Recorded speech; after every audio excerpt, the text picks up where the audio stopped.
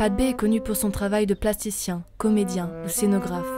Aujourd'hui, il va nous faire découvrir sa facette cachée du grand public, celle du collectionneur.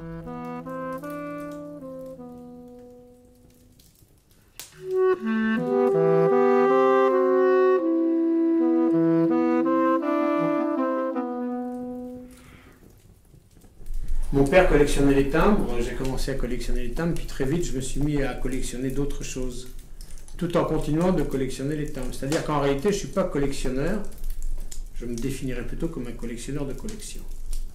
Sachant qu'une collection, ça commence dès qu'on a deux objets de la même série, on va dire.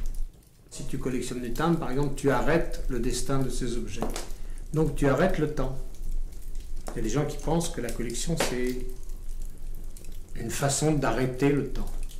Enfin, c'est une illusion. Grand admirateur du surréalisme et de Jacques Prévert, Pat B traite ses collections de manière poétique et onirique. C'est un jeu avec le réel. C'est un jeu avec les objets, c'est un jeu pas seulement avec les souvenirs, c'est aussi un jeu avec soi-même finalement. C'est comme un miroir, déformant. Mais c'est pas le produit fini. Enfin, voilà, c'est pas l'œuvre. C'est le marécage, c'est le magma. C'est comme si dans le spectacle, c'était les répétitions, voilà. Mais la collection en soi, c'est qu'un stade premier, quoi. C'est pas un but. C'est une façon de travailler plutôt. Oh, trop gros. Trop gros, celui-là. 40 ans d'accumulation et d'assemblage qu'il a aujourd'hui envie de faire partager à travers une collection.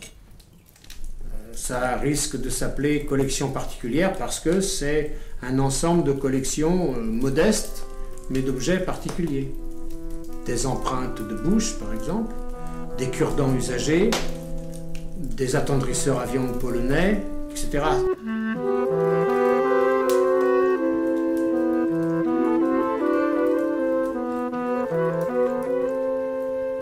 J'ai par exemple une collection de galets qui sont en rien des galets de mer parce que ce ne sont que des morceaux de plastique que la mer a usés et qui ont donc pris la forme de galets. Ce qui l'intéresse, c'est la relation qui existe entre l'homme, l'animal, la plante et le temps, c'est-à-dire la mort. La mort, c'est la grande inspiratrice. Pour tout ce qui est création artistique, la mort, c'est la grande inspiratrice. Si on ne mourait pas, on n'aurait rien à dire. C'est parce qu'on meurt qu'on a beaucoup de choses à dire. Ce qui est génial, enfin, pour moi, personnellement, le plaisir réel, c'est justement cette découverte du sens. C'est petit à petit, au fil du temps qui passe, on réussit, ou pas, parce que tout ne marche pas forcément, à donner quelque chose qui porte un sens. Voilà. Mais ça ne marche pas à tous les coups, hein. Il y a beaucoup de pertes.